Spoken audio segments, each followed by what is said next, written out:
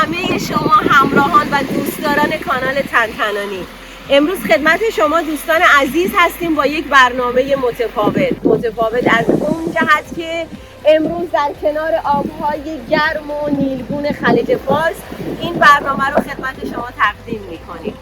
و البته یک دوست عزیز پیشنهاد رو داده بودن و خواسته بودن که ما اینجا برنامه رو اجرا کنیم. همچنین این دوست عزیز ما خواسته بودن که ما یک برنامه متفاوت در مورد آدم‌های با کلاس اجرا کنیم و اینکه چطور میشه با کلاس بود یا چه آدم‌هایی بی کلاس هستن. بدون مقدمه برم سر اصل مطلب. جذاب بودن، خوب لباس پوشیدن، خوب صحبت کردن و چند تا خوب دیگه، اینها ما رو با کلاس نشون نمیده و اینها نشون دهنده این که ما مبادی آداب هستیم نیست، بلکه کنار این خوبها ما باید یک سری چیزهای دیگه هم توی جامعه و سبک رفتاریمون رعایت بکنیم تا نشون بده که ما مبادی آداب هستیم. البته اگر سابسکرایب کرده باشید ادامه برنامه خدمتتون میگم که چطور میشه با کلاس بود.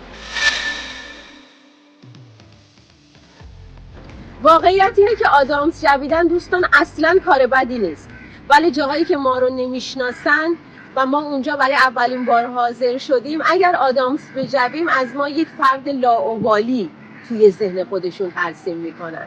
پس بعضی جاها رعایت کنیم و آدامس نجویم تا بی کلاس به چشم نیاییم.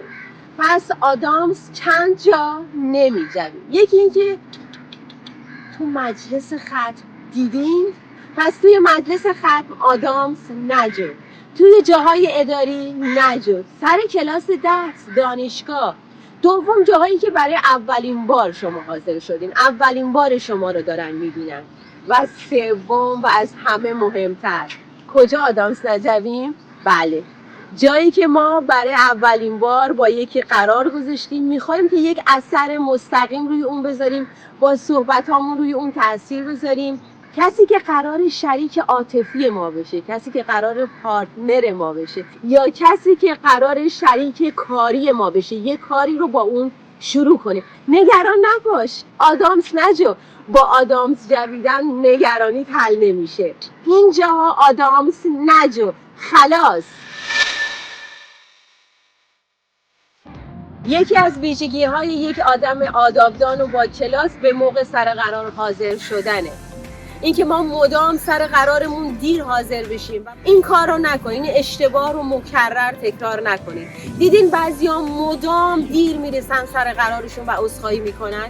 این شاید بار اول جواب بده، بار اول بپذیرن که ما به موقع سر قرار نرسیدیم، ولی تکرار این اشتباه از ما یک آدمی میسازه که متعهد به زمان نیستیم، دیگران رو نادیده میگیریم، احترام به وقت و زمان دیگران نمیذاریم. این کار رو نکنیم، چون اونها توی ذهن خودشون یک ضربه درهایی میزنن و میگن فلانی آدم بدقولیه، فلانی هیچ وقت به موقع سر قرار نمیرسه. خود ما هم دوست نداریم کسی با ما این کار رو انجام بده. پس این کار که دیر سر قرار برسیم از آداب با کلاسی بدوره. هرگز این کار رو نکنیم.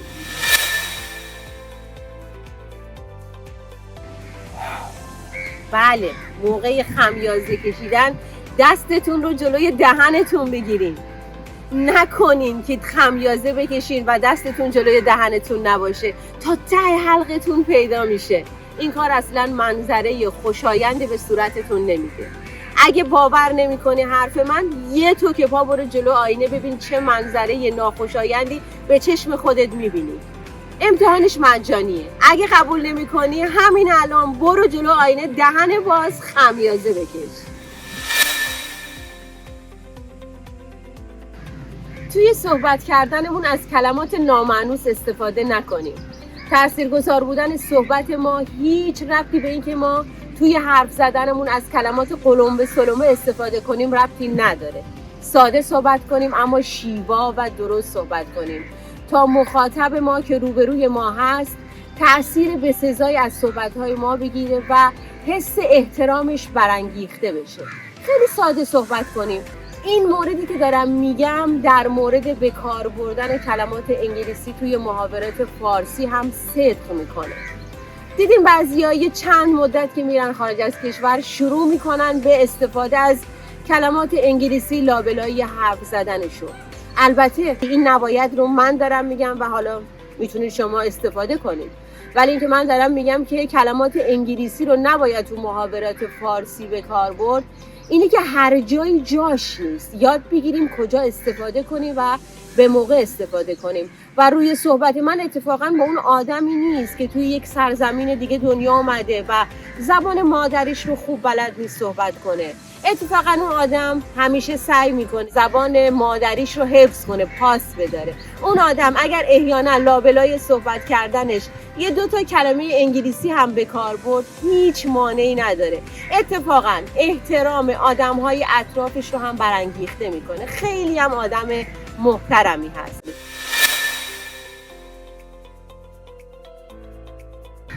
بله، لبخند زدن نه تنها دکوراسیون صورت رو تکمیل میکنه، بلکه بهچه اجتماعی خوبی هم به ما میده. به کسی مربوط نیست که اوضاع ما چطوره، شرایط اقتصادی ما خوبه یا خرابه، حال دل ما خوبه یا حال دل ما بده. به کسی چه مربوطه که دیشب آیا ما خواب بدی دیدیم یا خواب خوبی دیدیم؟ به کسی چه مربوطه که اون کلاغ برپریده که دارین صداش رو میشنوین دیشب اومده و روی ماشین ما رو خرابی کرده و کثیف کرده؟ آره، به هیچ کس زندگی ما مربوط نیست. پس اخمات رو باز کن، سگرماهات رو باز کن و با یک صورت کاملا بشاش توی جمع دوستا، همکارا و فامیل حاضر شو. من که دوست دارم هر روز آدم‌هایی رو ببینم که دارن میخندن.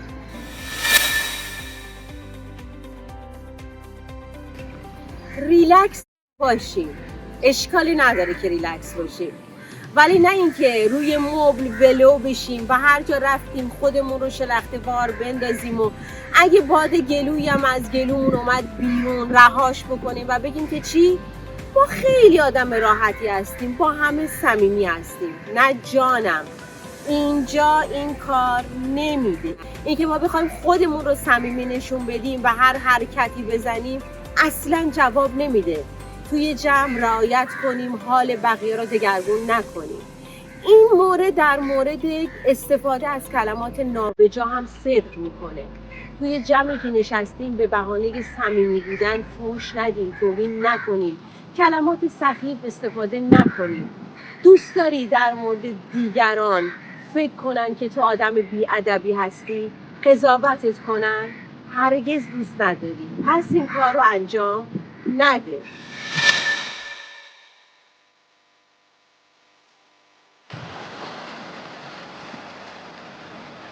اصلا کار مؤدبانه نیست که ما روش‌های کاهش وزن رو مرتب به آدمی که اطراف ما هست و اضافه وزن داره بی‌زد کنیم، مخصوصا وقتی که اون شخص سر میز غذا نشسته و دستش رو میبره طرف ظرف غذا که بشقابش رو پر کنه از غذای مورد علاقش و ما بهش بگیم که میتونی اینجوری و این کارها بکنی، نشسته نخوری، برنج نخوری تا لاغر بشی. ما با این حرفمون داریم بهش گوشزد میکنیم که تو چاقی. داریم کسی که توی آینه خودش رو نگاه نکنه روزی چند بار؟ نداریم دوستان. پس این کار رو نکنیم، به خاطر اینکه وقتی ما به اون شخص تذکر میدیم خودمون رو یک فرد فضول و بی‌ادب نشون میدیم.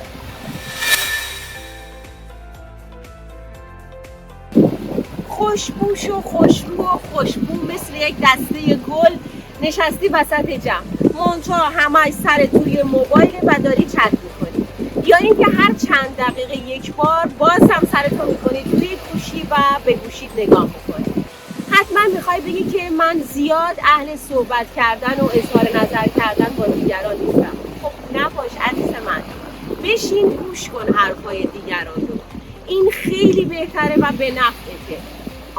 ولی نگی یه وقت ولشون کن، اونها متوجه من نیستن، من رو نمیبینن. نه، اتفاقا آدمی که ساکته و یک گوشه نشسته بیشتر جلب توجه میکنه. دیدم که میگم، باور کنین از آداب بدونه که ما وسط جمع سرمون توی گوشی باشه.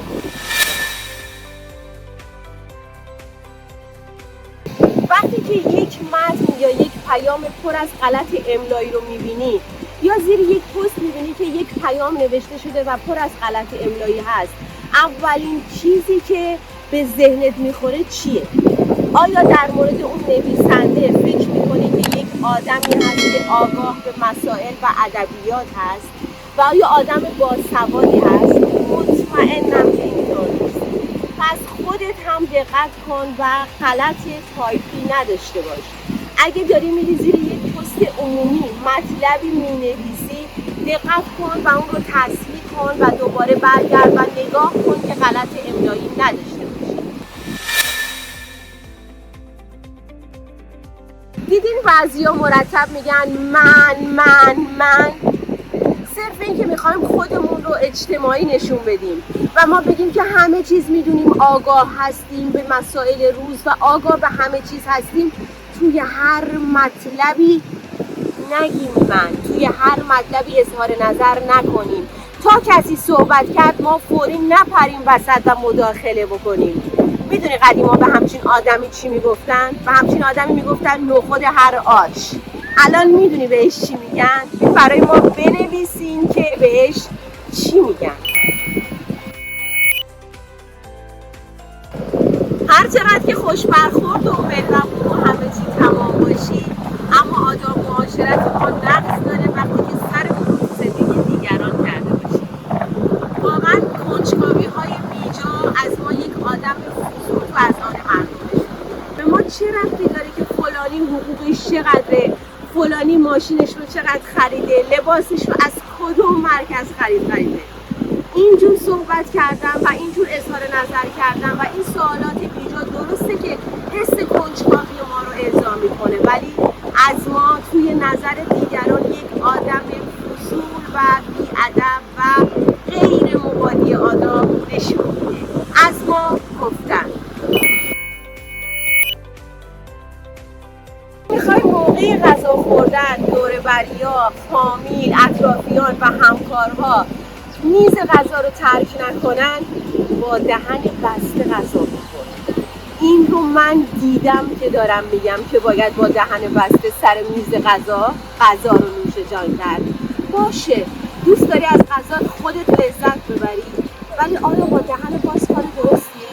ملچ و ملوچ و اینکه بزرگ دهن روی غذای بقیه بریزه. باور کن که همه اطرافیانت به بهونه سیر بودن تو رو رها میکنن، میز رو ترک میکنن و میرن و میمونه برای تو یک دنیا ناراحتی. باشه گوش بشه بشینه به تنت این غذا خوردن، ولی مبادی آداب باش، رعایت کن و حال دیگران رو بد نکن. یک مورد دیگه هم هست، وقتی که ما دهنمون باز نباشه یک قیافه شکیل‌تری داریم و قابل تحمل‌تر هست و قیافه ما رو برای اطرافیانمون زشت نمی‌کنه. بله ما هم شنیدیم دمپایی راحته، اسمش روشه دیگه، راحته، ولی نه داخل جاهای رسمی ما دمپایی راحتی بپوشیم. اگه میخوای خیلی راحت به چشم بیای این راهش نیست. حتی میخوای بگی که نه استرالیایی ها همه دمپایی راحتی میپوشن، جوابش توی خود سوال کاملا مشخصه. استرالیایی ها جز فرهنگشونه که دمپایی راحتی میپوشن، ولی باور کن اونها هم توی جاهای رسمی دمپایی راحتی نمیپوشن. اگه میخوای همه جا آراسته به نظر برسی، پس رسمی لباس بپوش و یک کفش رسمی بپوش. هر فرهنگی رسم و رسومات خاص خودش رو داره و ما هم باید رسم و رسومات خاص کشور خودمون رو رعایت کنیم. حرف آخر این که زیبا بودن انتخاب ما نیست و دست ما نیست، اما جذاب بودن برمیگرده به یک سری رفتارهایی که توی جامعه از ما نشأت میگیره، از ما سر میزنه و دیگران اون رفتارها رو میبینن. سپاسگزارم از شما که تا اینجای برنامه با ما همراه بودید. دوستتون دارم، میبوسمتون تا درودی دیگر.